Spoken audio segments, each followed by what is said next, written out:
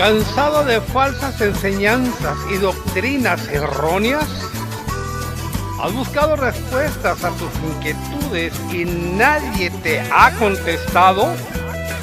En este programa descubrirás, por dolorosas que sean, todas las artimañas y falsas doctrinas que el enemigo está introduciendo en las iglesias aguadas y dormidas hoy en día.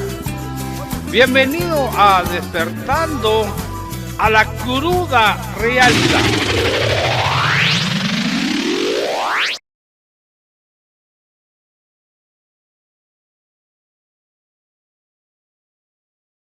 Pues dice que María siempre fue virgen y sin pecado. ¿Será? El propósito de este estudio no es ofender en lo absoluto a ningún amigo católico que mire este estudio y que posiblemente se pueda sentir ofendido sintiendo que es atacado en su creencia católica, a lo cual en cierta manera le concedo toda la razón. Pero sin embargo, no es mi intención que usted se sienta ofendido por este estudio que está a punto de ver. El propósito de este estudio es ver a la luz de la bendita palabra de Dios si la afirmación de que María fue en verdad siempre virgen e inmaculada, o sea, sin pecado. Este estudio lo hago en contestación a un estudio que miré aquí mismo en internet que lleva como el título: La Virgen María sí pecó, ella fue pecadora, probado bíblicamente. Cuando miré el título me llamó la atención y miré un rato el contenido para conocer los argumentos que este hombre dio en el estudio, y que por respeto y ética no doy su nombre. Debo señalar que este hombre y este servidor que soy yo tenemos mucho en común con la doctrina que tenemos, solo que en estas declaraciones que dio en este estudio no estoy de acuerdo. El argumento que este hombre dio para afirmar en el estudio que María fue pecadora lo encontramos en Lucas capítulo 2 del verso 41 al verso 46, donde dice: Iban sus padres todos los años a Jerusalén en la fiesta de la Pascua, y cuando tuvo 12 años subieron a Jerusalén conforme a la costumbre de la fiesta. Al regresar ellos, acabada la fiesta, se quedó el niño Jesús en Jerusalén sin que lo supiesen José y su madre. Y pensando que estaba entre la compañía, anduvieron camino de un día y le buscaban entre los parientes y los conocidos. Pero como no le hallaron, volvieron a Jerusalén buscándole. Y aconteció que 3 días después le hallaron en el templo sentado en medio de los doctores de la ley, oyéndoles y preguntándoles. Este hombre que dio este estudio nombró este texto de Lucas 2:41 al 46. Y según él, negligencia de parte de María. Ese fue el supuesto pecado de María.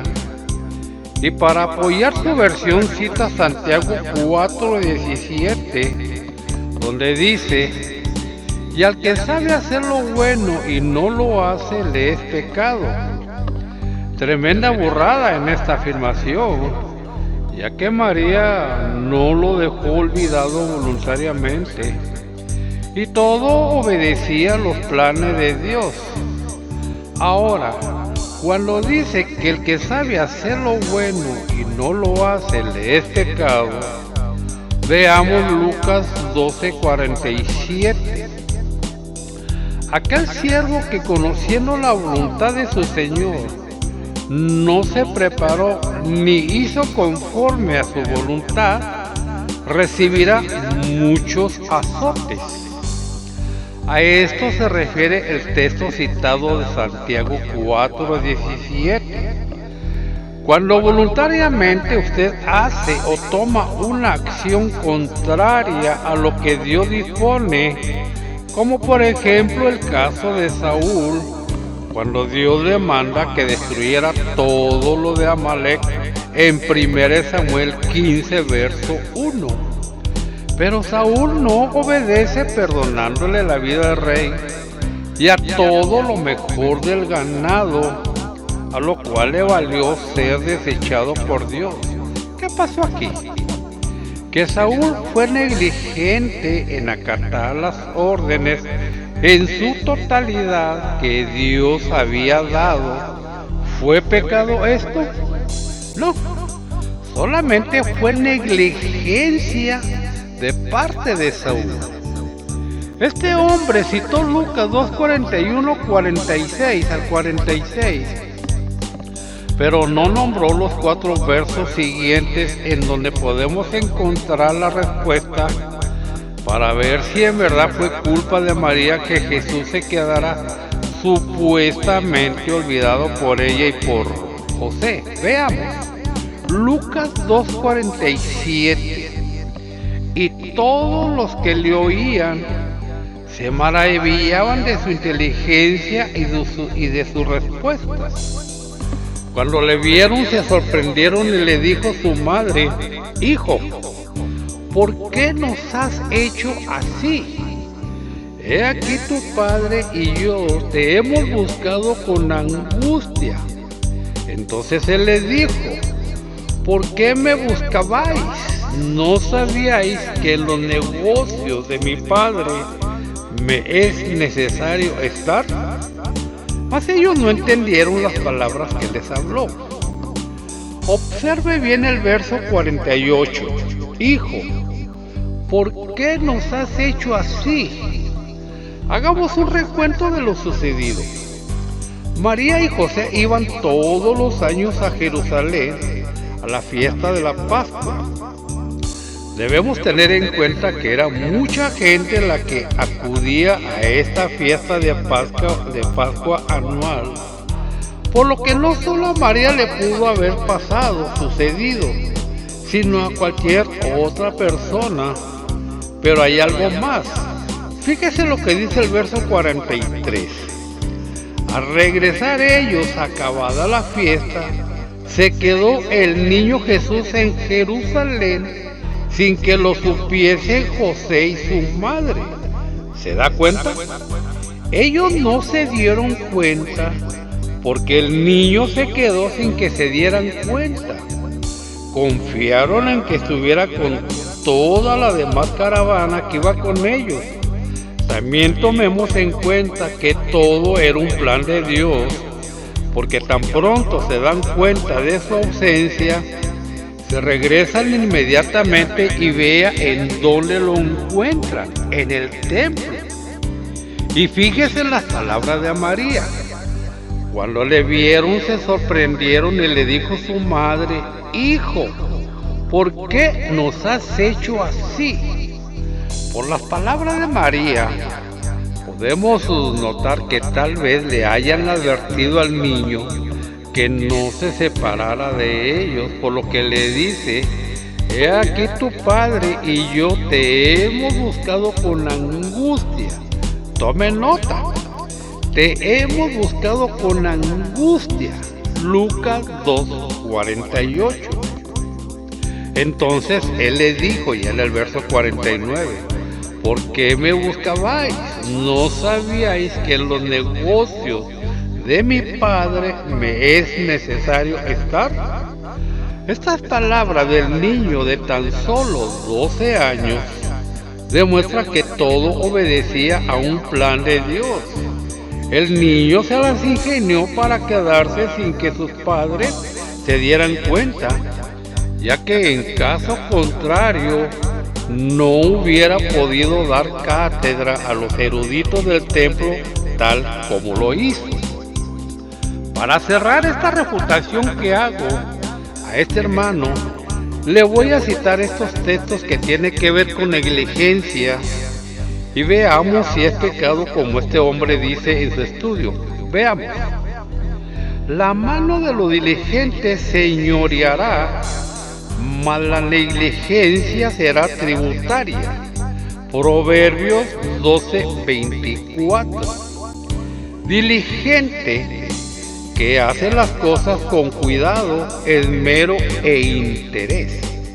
Negligencia, acción propia de una persona poco cuidadosa o descuidada. La negligencia, como dice Proverbios 12:24, la negligencia será tributaria, nos hará pagar el error de algún descuido de parte de nosotros. Un ejemplo en mi misma persona. Íbamos mi esposa y yo a pedir información de la salida de los camiones que van a Tijuana, que esta terminal está en la Florence y Santa Fe de Huntington Park, California. Llevábamos a nuestra nietecita de algunos 5 años en el asiento de atrás, ya que siempre andaba con nosotros sus abuelos. Cuando nos bajamos se nos olvidó en el carro. Nos bajamos, le puse la alarma y no nos dimos cuenta, ni mi esposa y yo, que nuestra nietecita, a quien adoro por cierto, aunque ya está grande, afortunadamente regresamos rápido. Cuando abrimos el carro la encontramos toda asustada. Fíjese, el carro lo dejé sobre la Flores, calle muy transitada. De solo pensar lo que le hubiera pasado si mi nietecita se baja por el lado de la calle, me angustié como no se imagina. En todo esto que me pasó, negligencia, descuido, lo que sea, ¿cometí algún pecado? ¿Es pecado que por alguna razón nos pasen estas cosas? Para nada. Cuando dice en el proverbio, mas la negligencia será tributaria, Proverbios 12:24, será tributaria, es que pagaremos el precio por el descuido o la negligencia que hayamos cometido. En mi caso, imagínese que mi nietecita se baja y la atropella un carro. ¿Qué hubiera pasado? Aparte del dolor de perder a mi nietecita, quizá hasta la cárcel voy a parar junto con mi esposa por negligentes y descuidados. Ahora, vayamos al extremo. ¿Qué tal si intencionalmente dejo a mi nieta en el carro? ¿Qué tal que María y José dejaran intencionalmente al niño? Eso sería un delito que indudablemente tendría que castigarse con cárcel. Y ya en esas circunstancias, sí podemos aplicar que sería un gran pecado hacer esa tal acción. Pero si lo hicimos inconscientemente, es solo un descuido o negligencia que en ocasiones son irreparables estos descuidos. En el caso de María, ¿qué tal que el niño hubiera sufrido algún percance, lamentable pérdida? Pero solo eso, nada de que María era pecadora por esa acción que involuntariamente hizo. Mire lo que el apóstol Pablo dice: doy gracias al que me fortaleció, a Cristo Jesús nuestro Señor, porque me tuvo por fiel poniéndome en el ministerio. Habiendo yo sido antes blasfemo, perseguidor e injuriador, mas fui recibido a misericordia, porque lo hice por ignorancia e incredulidad. Primera de Tito 1:12. Los que estamos en su palabra sabemos cómo se le gastaba Pablo en contra de los cristianos en aquellos tiempos. Era un fanático perseguidor de la iglesia y él mismo lo reconoce en muchas de sus comparecencias en público, hasta que nuestro Señor se le aparece camino a Damasco para ponerlo en el ministerio, y así Pablo se convierte en el predicador de los gentiles, verso 12. Mire lo que dice en el verso 13. Habiendo yo sido antes blasfemo, perseguidor e injuriador, mas fui recibido a misericordia, porque lo hice por ignorancia, en incredulidad. Le repito las 7 últimas palabras. Porque lo hice por ignorancia, en incredulidad. Esto, mi estimado hermano, nos deja más claro que la ignorancia, al igual que la negligencia involuntaria, no es pecado. Ya por último le dejo estos textos, pero antes déjeme le digo que haré un siguiente estudio en donde comprobaré que María sí fue una pecadora, pero con argumentos válidos. No lo hago aquí mismo porque me llevaría demasiado tiempo, ya que tengo que dar muchas citas y referencias canónicas del Vaticano, de cuándo, cómo, dónde y por qué, y no como este estudio que hizo este hombre, y lo cual puede ver en esta página. El estudio se llama así tal y como está aquí en pantalla. Virgen María, 2 estrellitas o asteriscos, sí pecó, 2 asteriscos.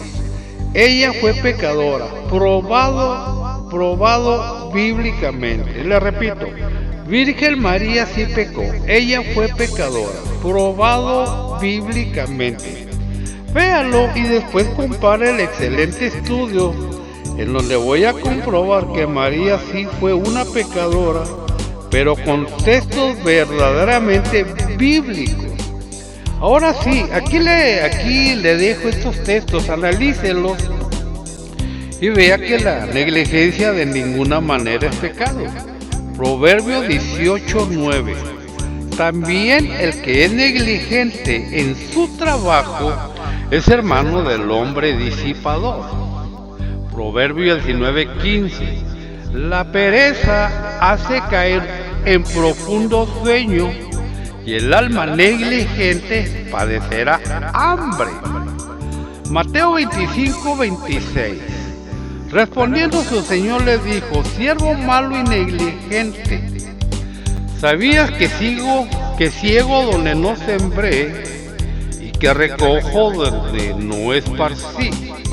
Por tanto debías haber dado mi dinero a los banqueros, y al venir yo hubiera recibido lo que es mío con los intereses.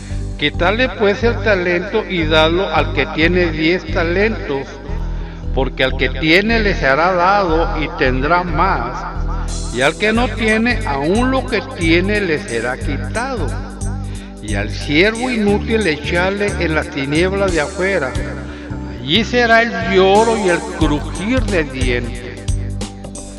La consecuencia de este hombre de Mateo, muchos piensan que es el infierno, pero la verdad es que están muy equivocados. Fíjese, si al siervo inútil lo echaron a las tinieblas de afuera y muchos ignorantes piensan que es el infierno, pues déjeme decirle que ahorita en el infierno no hay nadie. A este hombre lo echaron afuera. Afuera estaba el infierno. ¿Puede un hombre vivo que no ha muerto ir al infierno? Porque a este hombre no se mira que lo hayan matado. Un caso similar se encuentra en Mateo 22:13. Fíjese lo que dice. Entonces el rey dijo a los que servían: atarle de pies y manos y echarle en las tinieblas de afuera. Allí será el lloro y el crujir de dientes.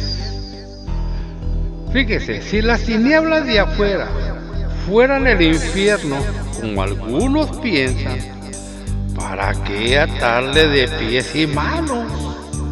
Como que algo está mal en estas interpretaciones de los que piensan que es lo mismo tinieblas de afuera que el infierno.